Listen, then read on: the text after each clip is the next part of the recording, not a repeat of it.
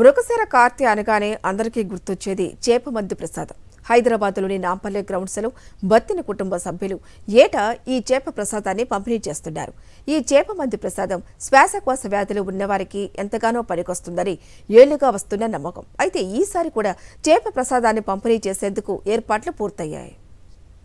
చేప ప్రసాదం వితరణ గురించి తెలుగు రాష్ట్రాల ప్రజలకు ప్రత్యేకంగా చెప్పనక్కర్లేదు. అస్తమా, ఉబ్బసం, దమ్ము, దగ్గు వంటి శ్వాస సంబంధ వ్యాధుల నివారణకు ఈ చేప ప్రసాదం అందిస్తుంటారు. ఏటా మృగశిర కార్తె సందర్భంగా ఈ ప్రసాద వితరణ జరుగుతుంటుంది. ఈ ప్రసాద పంపిణీ ఎప్పుడు జరుగుతుందా అని అందరూ ఎదురు చూస్తుంటారు. బత్తిని కుటుంబ సభ్యులు ఈ చేప ప్రసాద వితరణ చేస్తుంటారు. ఈ చేప ప్రసాదాన్ని ఆయుర్వేద మూలికలతో పాటు పాలపిండి, ఇంగువ, బెల్లం, పసుపు మిశ్రమంతో తయారు చేస్తారు. కేవలం బావిలో ఊరిన నీటినే ఇందులో వినియోగిస్తారు. ఈ మిశ్రమాన్ని బతికి ఉన్న కొర్రమీను చేప పిల్లల నోటిలో పెట్టి ఉబ్బసం రోగం ఉన్న వారితో వాటిని నేరుగా మింగిస్తారు.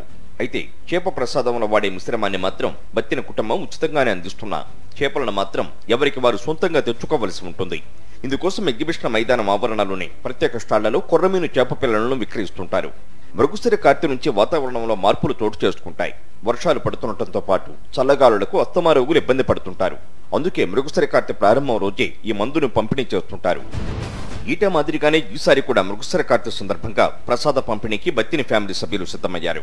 సచివాలయంలో మంత్రి పొన్నం ప్రభాకర్ను కలిశారు బత్తిని సోదరుడు. శనివారం నాంపల్ ఎగ్జిబిషన్ గ్రౌండ్ లో చేప ప్రసాదం పంపిణీ కార్యక్రమం ఉన్నందున రావాల్సిందిగా మంత్రి పొన్నమును ఆహ్వానించారు. చేప ప్రసాదం కోసం వచ్చే వారికి ఎలాంటి ఇబ్బందులు లేకుండా అన్ని ఏర్పాట్లు చేస్తున్నట్లు వెల్లడించారు. చేప ప్రసాదం కోసం తెలుగు రాష్ట్రాలతో పాటు ఛత్తీస్గఢ్, కర్ణాటక, మహారాష్ట్రతో పాటు ఇతర దేశాల నుంచి కూడా హైదరాబాద్కు తరలి వస్తున్నారు. ఈ క్రమంలో చేప ప్రసాదం కోసం వస్తున్న వారిని దృష్టిలో ఉంచుకుని టీజీఎస్ఆర్టీసీ ప్రత్యేక బస్సులు నడపాలని నిర్ణయించింది. శని, ఆదివారాల్లో 130 ప్రత్యేక బస్సులను ఆర్టీసీ నడపనుంది.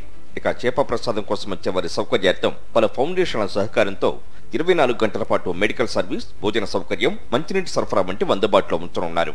లైట్లు, బారికేడ్లు, సీసీ కెమెరాలు ఏర్పాటు చేశారు.